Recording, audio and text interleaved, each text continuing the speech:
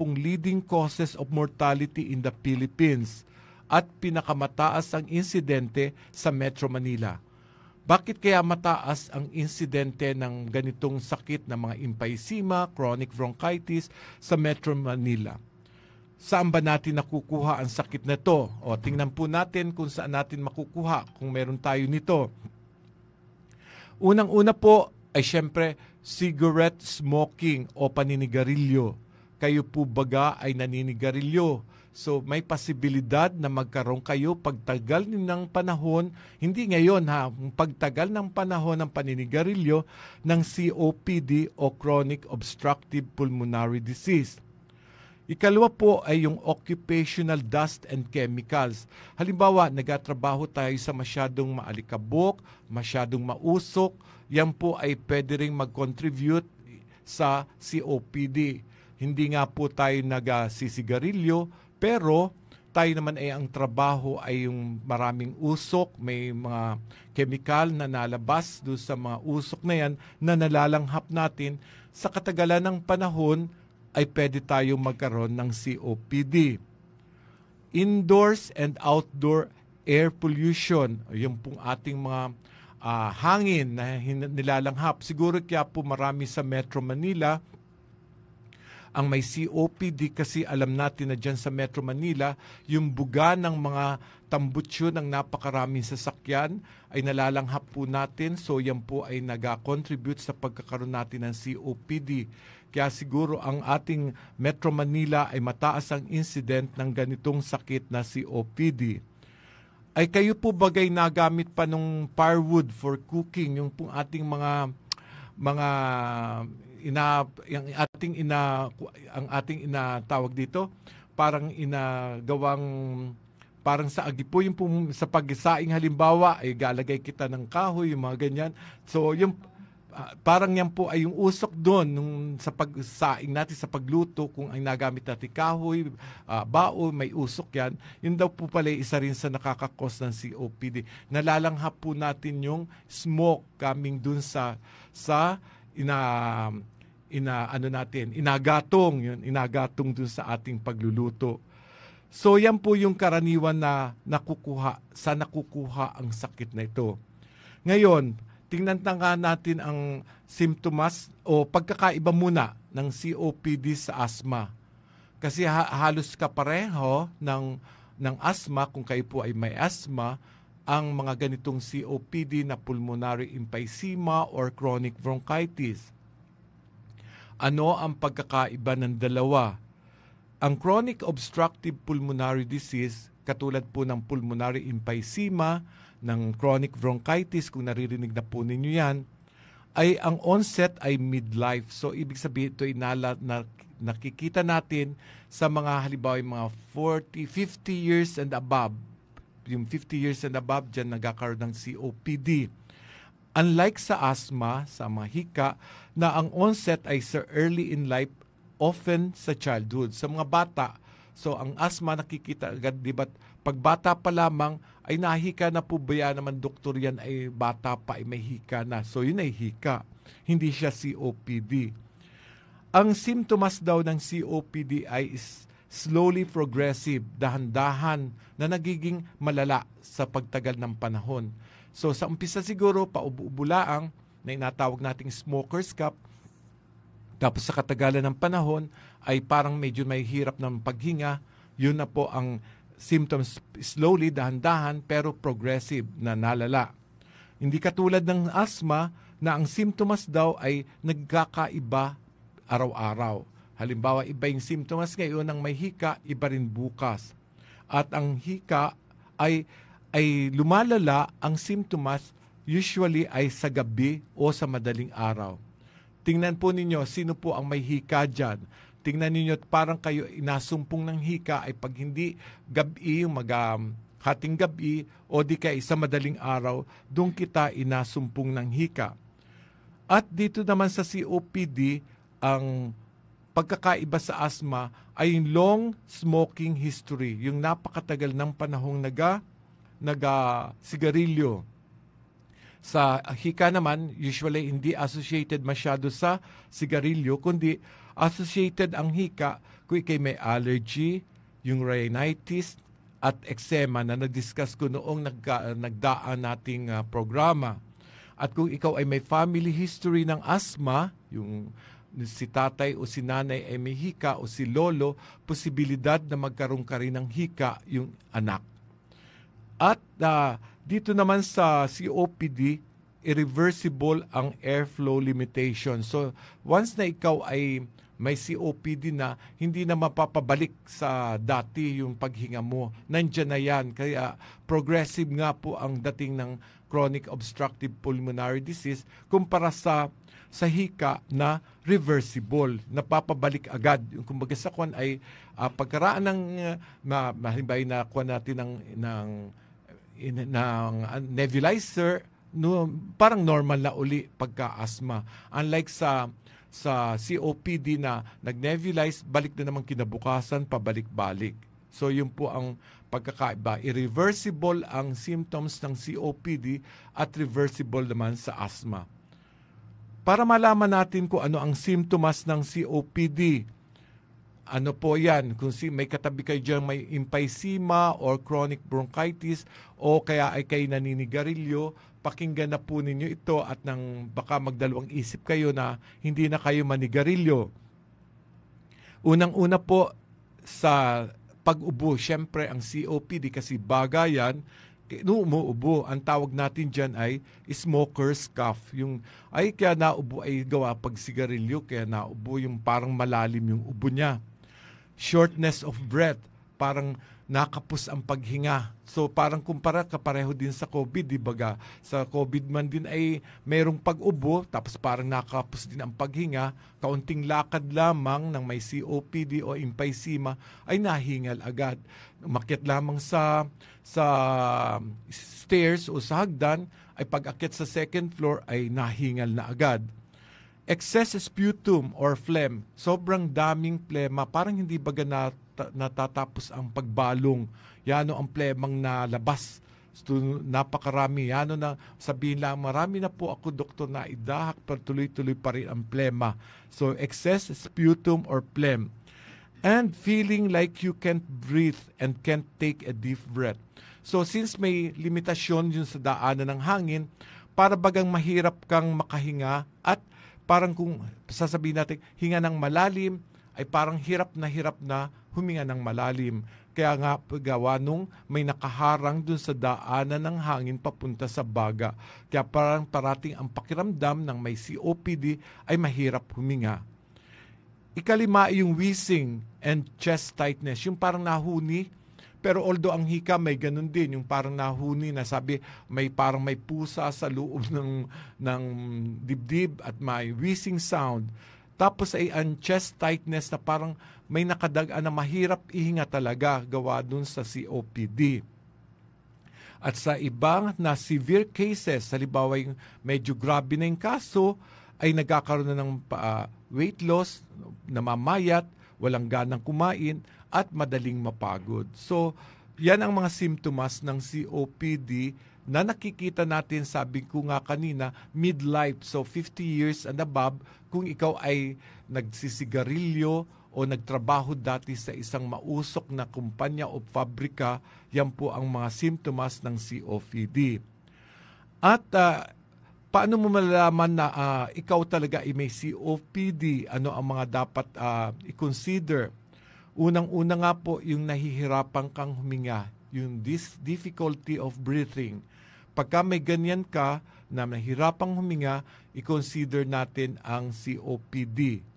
Matagal na ubo at sobrang dami ng plemang hindi na natutuyo ang plema. Parang kahit isang buwan na, ubo pa rin ng ubo, na parang yan daming nalabas na plema, sabi nga, maraming mo nang nailabas pero nandyan pa rin.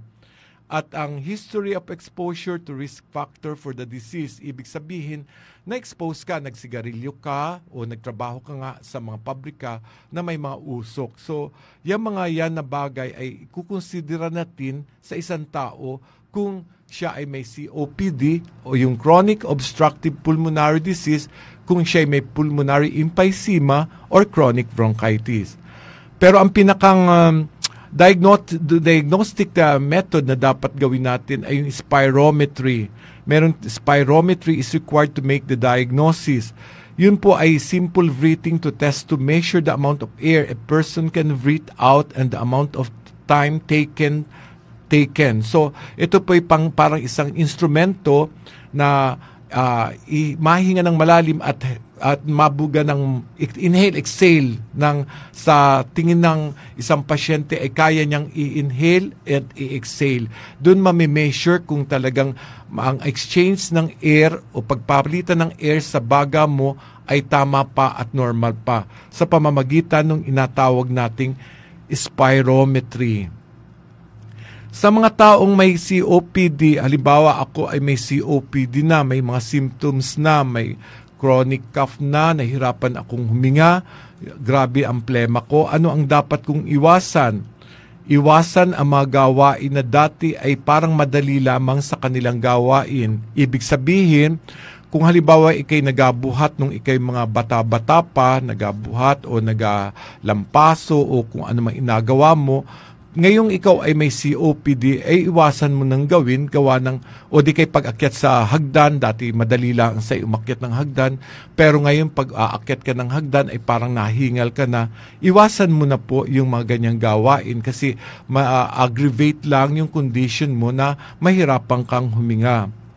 Limitahan ang mga gawain na magdudulot ng shortness of breath o paghingal. Yun na nga, limitahan lang ang gawain. Hanggat maaari yung dati nating ginagawa nung tayo ay bata-bata pa, ay wag na nating gawin muna ngayon kung tayo ay may COPD. At iwasan ang maglakad ng malayo at umakyat sa mahagdanan. So, hindi advisable yung mag-jogging kung ikaw may COPD.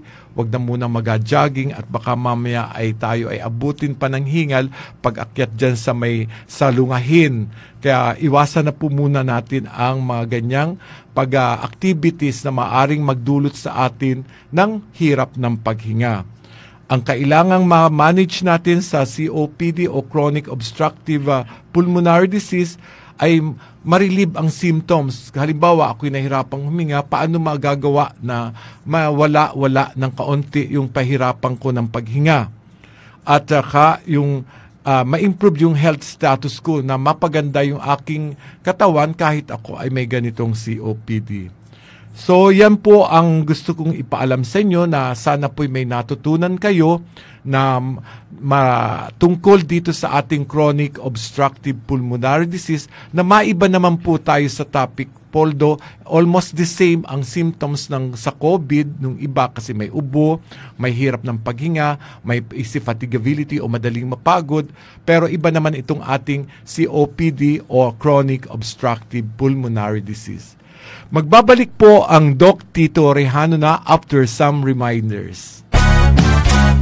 Marami na ang nakapagpatunay, nakadama ng kagalingan sa pag-inom ng Rice Coffee. Ako po si Ginang Loerda de la Cruz Rocha, taga Pulumparang po, si Chubagiran. Nung ako po ay nagpa-opera, marami po akong naanohan, sabi nga nila, pag naano daw po ng anesthesia, parang mayroong nararamdaman sa katawan, madali po ako mapagod. Tsaka po pag napapagod po ako, yung naoperan po sa akin sa parting likod, masakit. Tapos parang hindi po ako makatayo ng diretso. Tapos po nag-try po ako na uminom ng rice coffee, bagamat sabi nga nung asawa ko ay medyo sa budget, pero nag-try pa rin po ako. Nung siguro mga 2 weeks, yun po, unti-unti ko pong nararamdaman yung ginhawa. Tsaka po yung pangangali ng braso ko, yun po, sarap pong matulog, masarap kumain. Yun po ang benefits na nakuha ko po sa rice coffee. Para sa patuloy na ginhawa at kagalingan, ituloy lang ang pag-inom ng Rice Herbal Coffee Mix, ang kapeng healthy. Tatay, yung aga mo ha. Ako ay maaga ang duty ngayon. Gabaong ka nito ayo, Langgard. Dahil ikaw exposed sa labas, kailangan mo ng extra lang protection. Anong Langgard? Ang Langgard ay vitamins for the lungs, meron tong Yois patented snowflake, yam fruit extract, and 9 more natural herbs na makakatulong palakasin ang resistensya ng iyong lungs, enhance your lung function para ma-improve ang iyong paghinga. Tatay. Ay tamang-tama ito anak, para sa akin, iwas sakit at sa mas maginhawang paghinga. Guard your lungs with Lungard Chewable Vitamins. Like and follow Lungard Facebook and Instagram page for more information.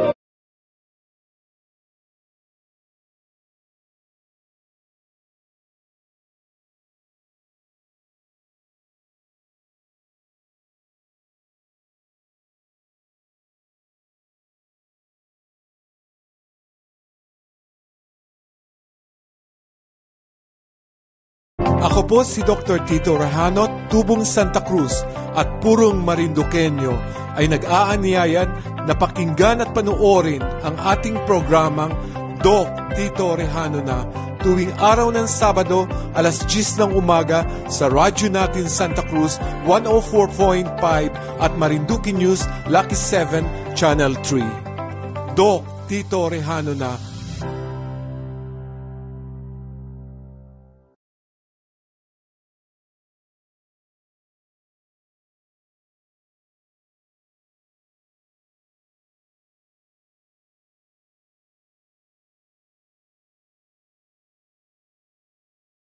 Ako po si Dr. Tito Rahanot, Tubong Santa Cruz at Purong Marinduqueño ay nag-aaniyayan na pakinggan at panuorin ang ating programang Doc Tito Rehano na tuwing araw ng Sabado alas 10 ng umaga sa radyo natin Santa Cruz 104.5 at Marinduque News Lucky 7 Channel 3. Doc Tito Rehano na.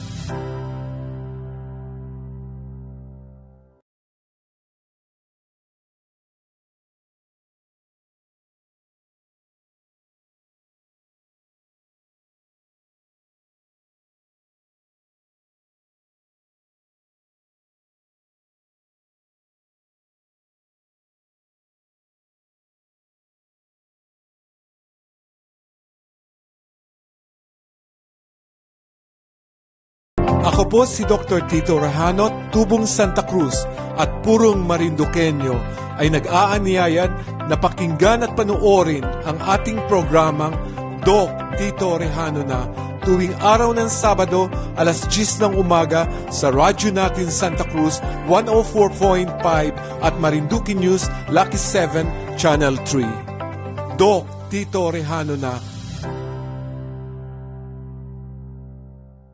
Ako po si Dr. Tito Rahanot, Tubong Santa Cruz at Purong Marinduqueño ay nag-aaniyayan na pakinggan at panuorin ang ating programang Doc Tito Rehano na tuwing araw ng Sabado alas 10 ng umaga sa radyo natin Santa Cruz 104.5 at Marinduque News Lucky 7 Channel 3. Doc Tito Rehano na. Ako po si Dr. Tito Rahanot, Tubong Santa Cruz at Purong Marinduqueño ay nag-aaniyayan na pakinggan at panuorin ang ating programang Doc Tito Rehano na tuwing araw ng Sabado alas 10 ng umaga sa radyo natin Santa Cruz 104.5 at Marinduque News Lucky 7 Channel 3. Doc Tito Rehano na. Ako po si Dr. Tito Rahanot, Tubong Santa Cruz at Purong Marinduqueño ay nag-aaniyayan na pakinggan at panuorin ang ating programang Doc Tito Rehano na tuwing araw ng Sabado alas 10 ng umaga sa radyo natin Santa Cruz 104.5 at Marinduque News Lucky 7 Channel 3. Doc Tito Rehano na. Ako po si Dr. Tito Rahanot, Tubong Santa Cruz at Purong Marinduqueño ay nag-aaniyayan na pakinggan at panuorin ang ating programang Doc Tito Rehano na tuwing araw ng Sabado alas 10 ng umaga sa radyo natin Santa Cruz 1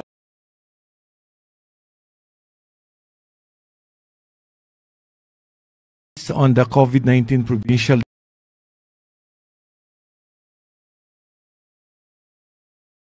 ang case po natin is 182.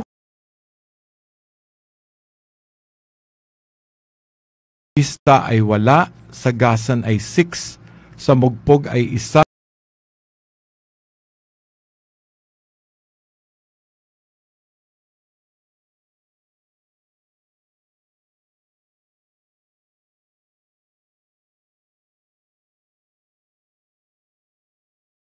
sa ating IATF.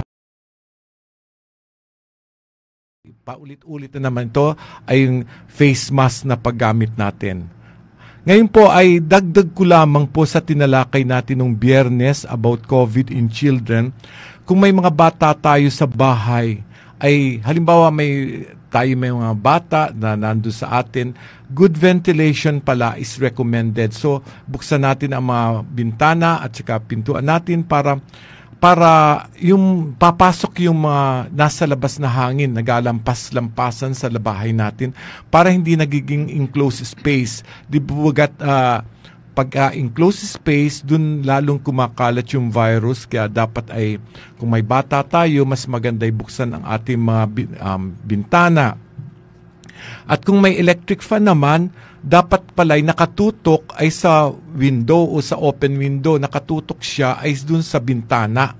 Huwag nating atutok na diretso sa atin.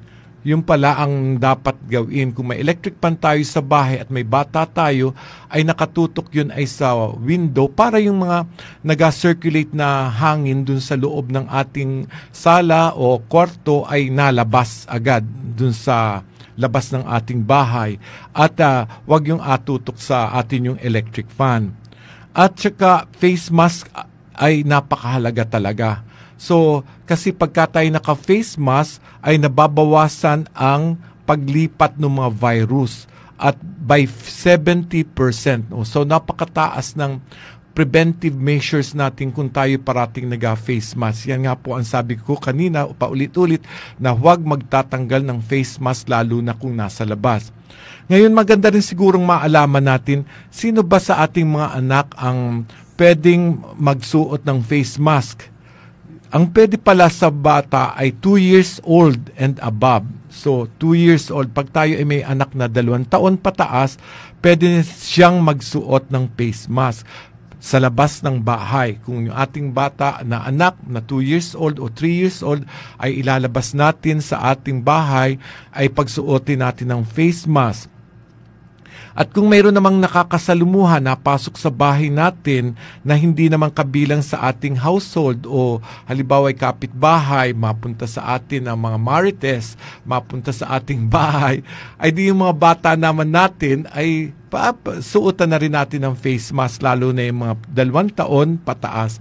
So, ngayon pala ay pati yung bata ay kailangang naka-face mask. Di po bagat nung araw ay tayo lang matatanda ang naka-face mask. Pero ito po ay ayon sa Philippine Pediatric Society na from 2 years and above dapat ay naka-face mask ang bata. At ang sino pang mga bata yung may inainom na mga gamot na nakakapagpahina ng immune system. So yung batang may sakit na may iniinom na gamot ay dapat parating naka-face mask kasi mahina ang resistensya ay baka mahawa. Kaya dapat parating siya ay naka-face mask. Sino naman ang hindi magasuot ng face mask? Yung mga bata na younger than 2 years old due to risk of suffocation. So kung tayo may mga anak o apo na 1 taon at kalahati lamang, wag na nating pagsuotin ng face mask at baka ito ay hindi makahinga at ma-suffocate dun sa face mask.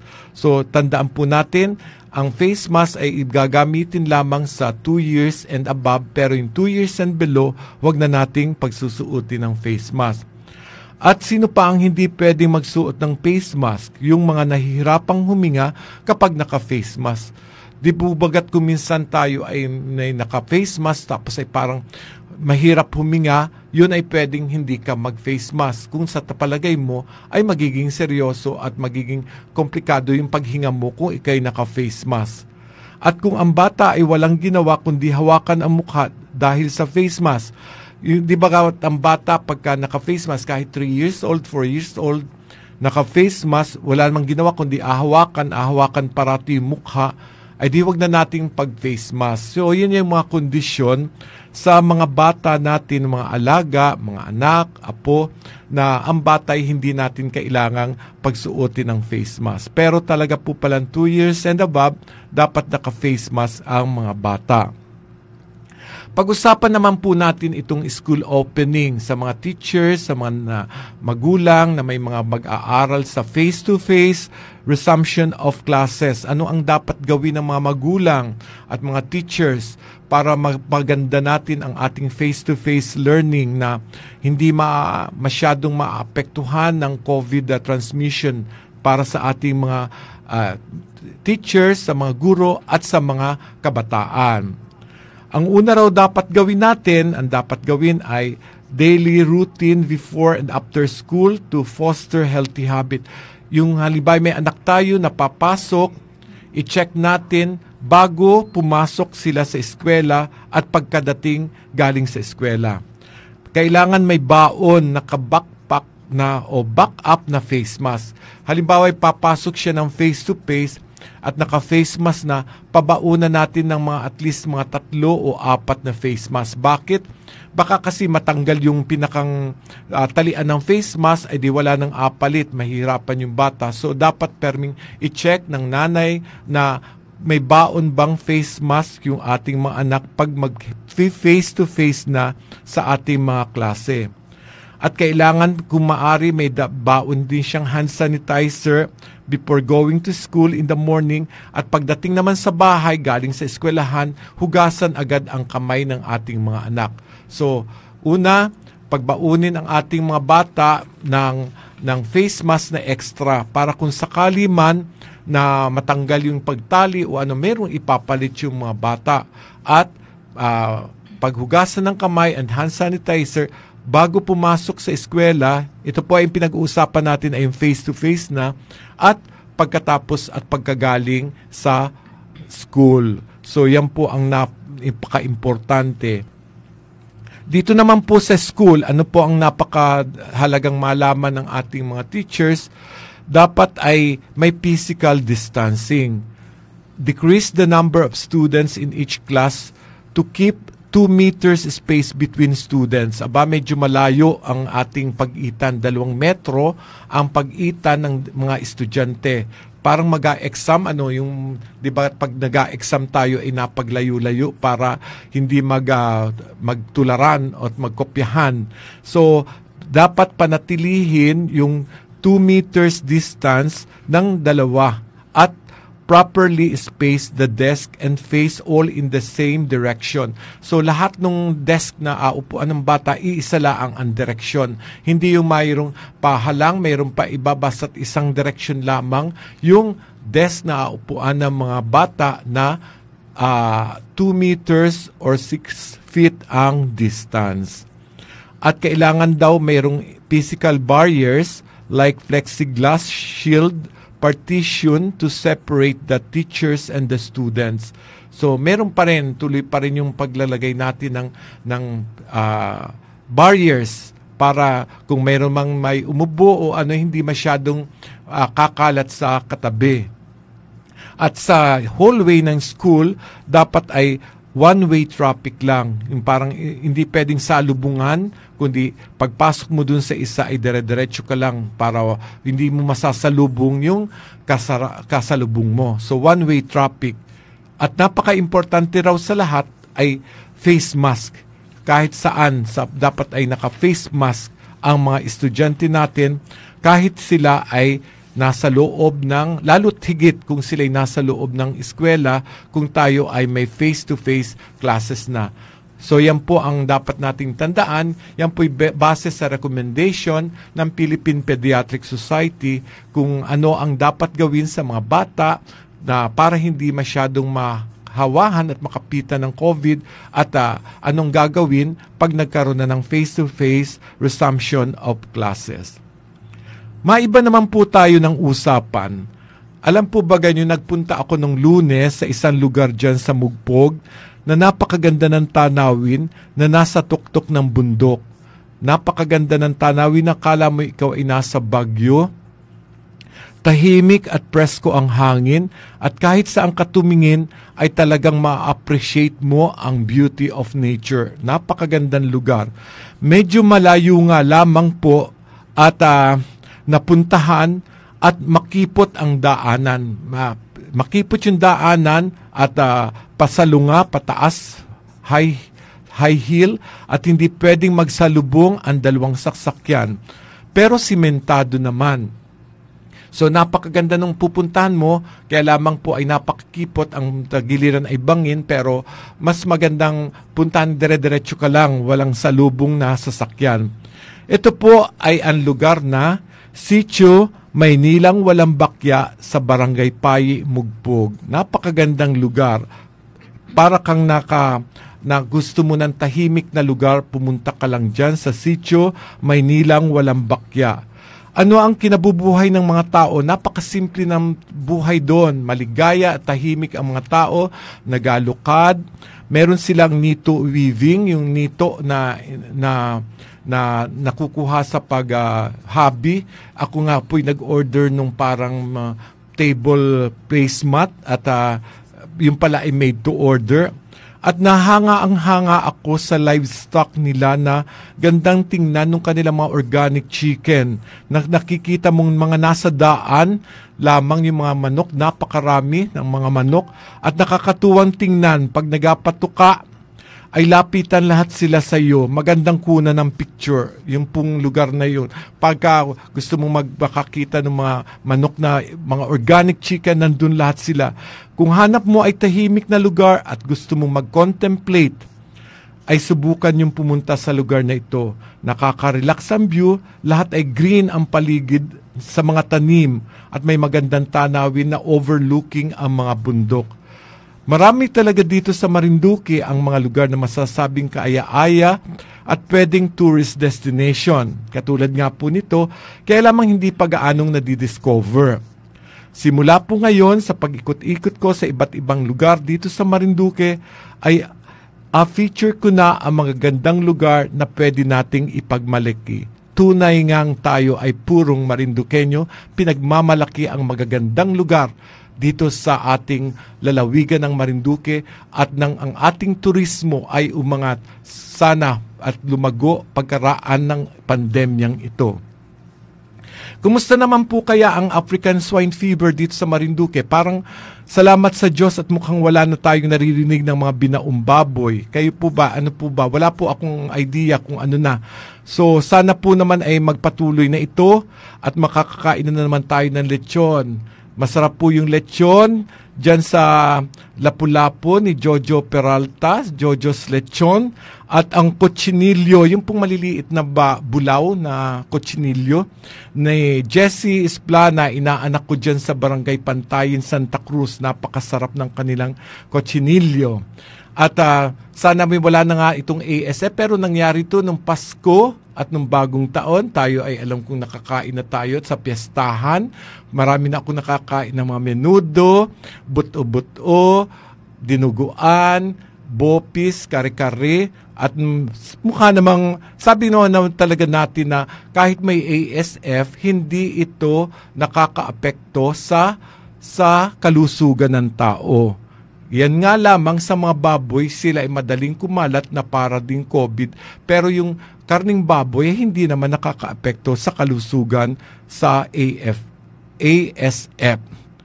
At nang makabawi, sana'y makabawi na muli ang ating mga kababayan na magbababoy na nalugi noong mga nagdaang buwan.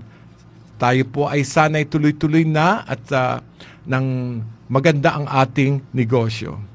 Pumunta naman po tayo sa Batian portion. Happy Chinese New Year po sa inyong lahat sa February 1, Year of the Water Tiger. Kumusta po ang ating mga Filipino-Chinese Chamber dito po sa Santa Cruz? Alam ko ang Pangulo ng Chinese Chamber ay si Mogi Hao. Kumusta po kayo? At lahat ng mga Chinese, si Jerry Ong, kumusta kayo Jerry Ong dyan sa at si sa lahat ng mga Filipino Chinese dito ay Kong Hei Fat Choi. Sana po itong ating New Year dito sa Year of the Water Tiger ay maging maganda ang ating buhay, maligaya at ligtas sa anumang kapahamakan at karamdaman. At kumusta rin kay Kachong? Kumusta po kayo? Kong Hei Fak Choi. Ngayon, natikman po ba ninyo yung trinings bagoong at patis dyan sa Balanacan? Yung pong trinings bagoong at patis na masarap po siya, nakakagana ng pagkain dyan sa Balanacan po. At yan po ay legacy na ng Arcilla Store, Arcilla family.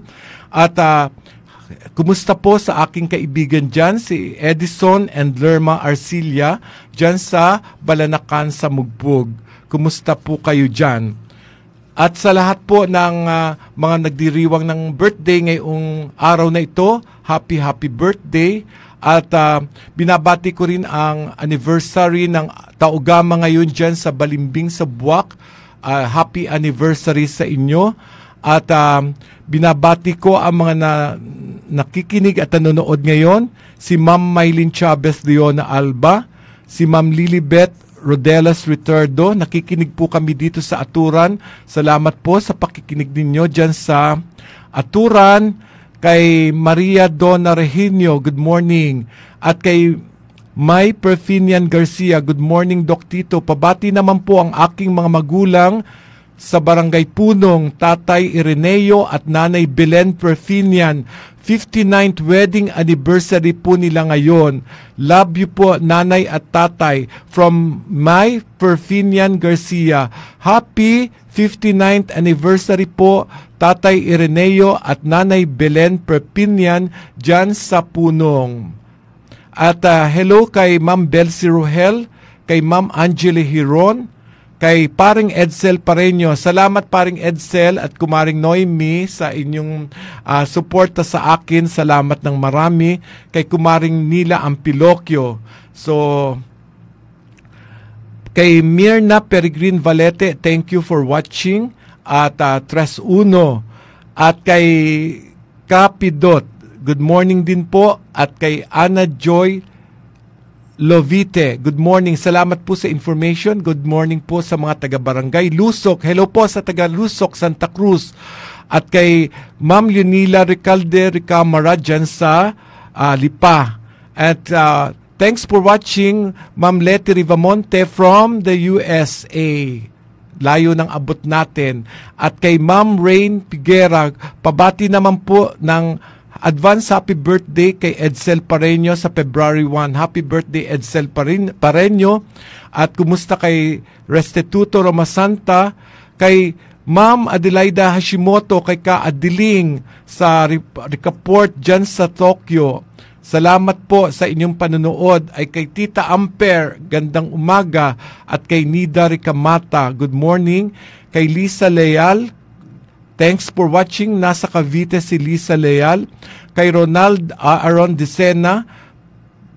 At salamat sa suporta, Ronald Aaron Dicena. God bless always. Happy birthday kay Tio Andy Crisostomo, 94. Aba, si Ka Andy pala'y 94 years old na. Happy birthday ka Andy Crisostomo. At kay Ma'am Mary Ann Basco dyan sa Bagong Silang.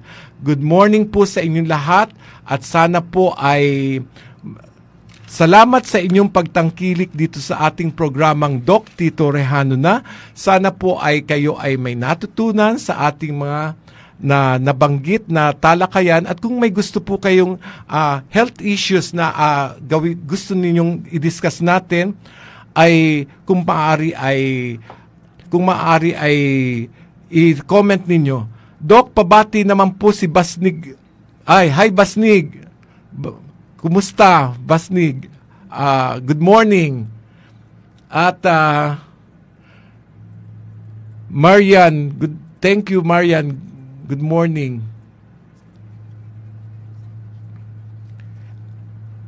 Musta po, pabati po lahat ng mga taga-Hupi, lalo't higit kay Maricar ng Hupi. Hi Maricar ng Hupi, always healthy ka po dyan. Salamat ng marami sa inyong pakikinig at panunood dyan sa Barangay Hupi. Kay Kapitan Christian Avellana at pakibati po ang anak ko at asawa ko Arnold Evelyn Portento at si Arnolfo Portento po. Binabati po ni Ka Arnolfo Portento ang kanyang minamahal na asawa si Evelyn Portento. At yan po ang salamat po ng marami sa inyong lahat. Hanggang sa Biyernes po, alas 11 na naman tayo, kaya time's up na agad. Hanggang sa Biyernes pong muli sa bago nating araw at oras. Let's all pray for COVID-free Marinduque. Walang iwanan at ako naman po'y kasama niyo parati na dito noong pa hanggang ngayon. Noong panahon pa ng mga 30 years, nandito na tayo sa Santa Cruz. Hindi ngayon lang ako pumupunta sa nagpapakilala sa inyo. Matagal na akong nakikita niyo at nakikilala ang Doc Tito Rejano na. See you po sa Barangay Mumpong, Kapitana Victoria Relano at mga taga Mumpong. Hi po sa inyong lahat sa napakagandang isla ng Mumpong na isa ring pinagmamalaki nating na tourist destination. See you po mamaya sa Barangay Mumpong. Doc Tito Rejano na. God bless everyone.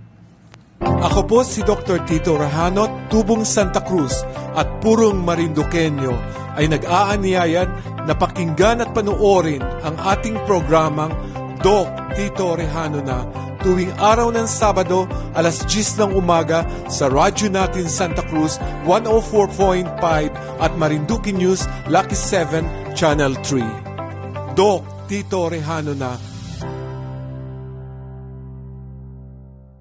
Ako po si Dr.